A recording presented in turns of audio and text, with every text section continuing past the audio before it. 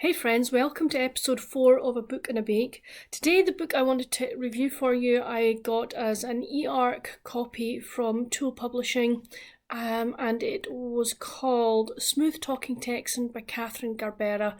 This is the second book in the Rossies of Whiskey River series.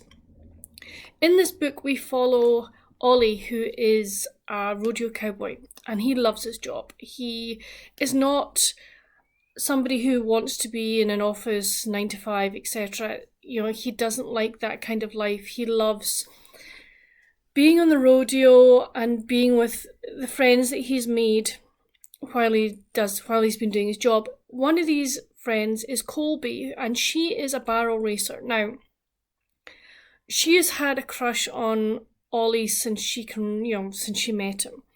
And they tend to hitch their trailers side by side, etc. when they get to their next venue, and they're really good friends.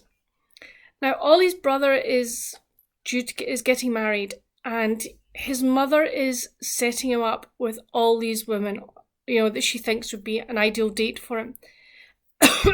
And he is getting absolutely fed up with this. So he comes up with his scheme that he will ask Colby to be his fake girlfriend and then his fake fiancée for the time leading up to the wedding and the wedding, etc. to get his mother off his back.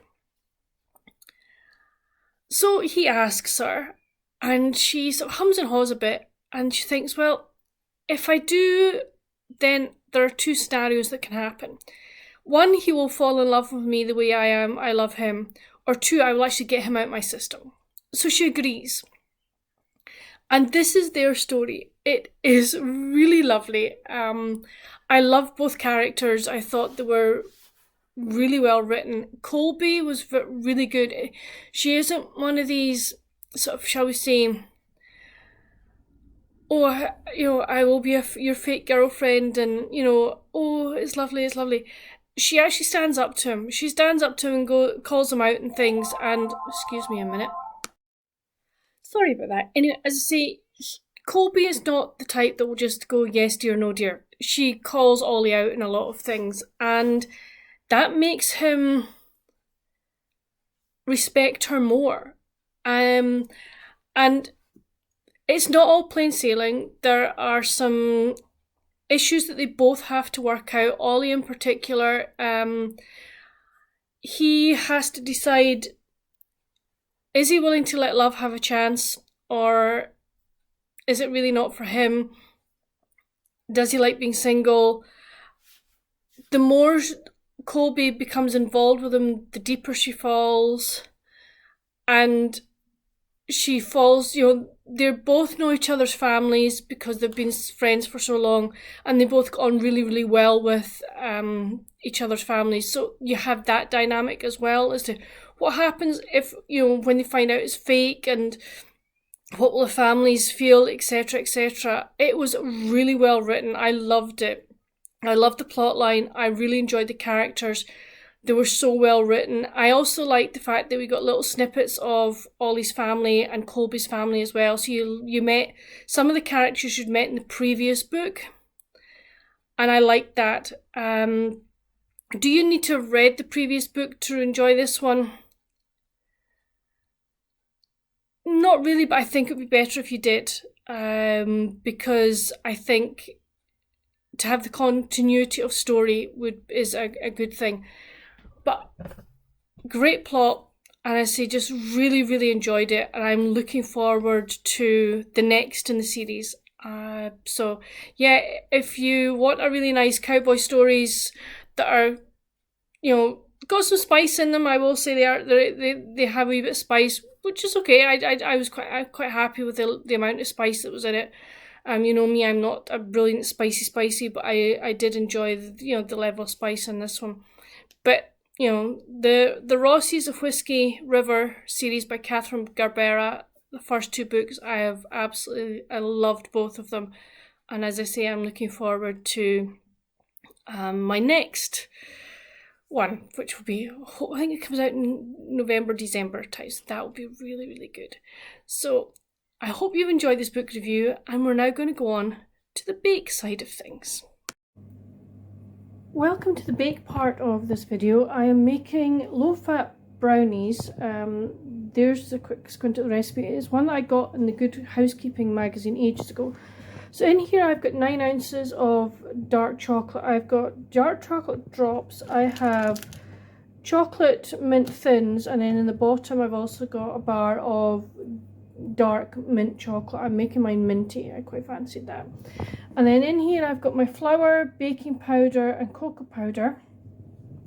And if you come all the way over here, I've got sugar, eggs, vanilla and a pinch of salt and some, it's supposed to be sunflower oil. I don't have sunflower oil. I'm using rapeseed oil.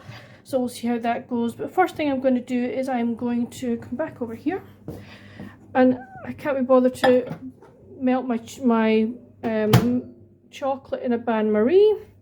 So I'm going to go the good old-fashioned ding method. So I'm going to melt my chocolate and then I'll come back to you. Okay, chocolate is melted. I'm just going to leave it to cool. It smells gorgeous. And now I'm going to whisk this all together to make it nice and thick. Okay, this hasn't thickened, I think probably because I'm using sunflower oil and not, sorry, rapeseed oil, not sunflower oil. I'm going to give it another wee while, but if it doesn't thicken, I'm just going to use it as is. Okay, it didn't thicken up that much, so I'm just going to use it as is. So I'm now going to sift my flour mixture over this, and add the chocolate as well, and then just fold it all in. Okay, I'm just folding the flour in, so all I'm doing is doing a scoop and then folding over, and then just trying to sort of scoop. It's a very gentle motion.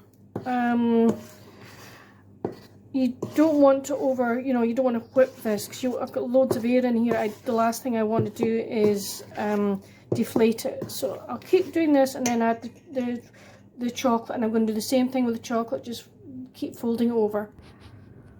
Okay, the chocolate is folded in. I don't know how well this is going to work. My chocolate seemed to solidify sometime. Rather than melt, it went more solid. So I've had to work this batter more than I expected to have to do.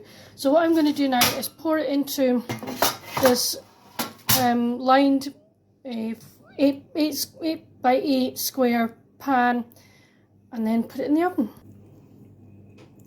Okay, that's in the oven. That's in the pan. And it's now going to be put into a 160 oven for 20 to 25 minutes. So we'll see what it looks like when it comes out. It's been out of the oven for a while. I'm actually really happy with it. It's deeper than I expected.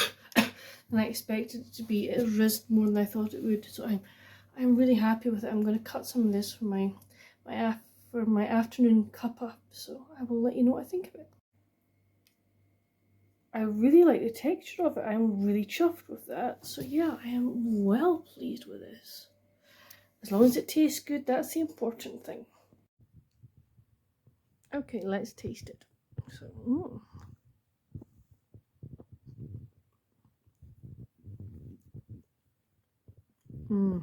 nice, very light. Really, really light. Because the chocolate didn't melt, completely, stayed a wee bit solid, there are bits of chocolate chunks in it. And there's a very subtle flavour of mint. That is really nice. I'm really chuffed with that. I'm really happy with that. Yeah. So I will leave the recipe down below. As I say, I got it from a Good Housekeeping magazine. I'll tell you what, no, I better not, because of copyright. If you would like the recipe for this chocolate brownie, just send me a message on Instagram, and I will give it to you. But if you make brownies, please let me know what your recipe is like. If you want to share it, I'm more than happy to share. I do enjoy making brownies, but yeah, if you want the recipe for this one, just let me know. But it's good.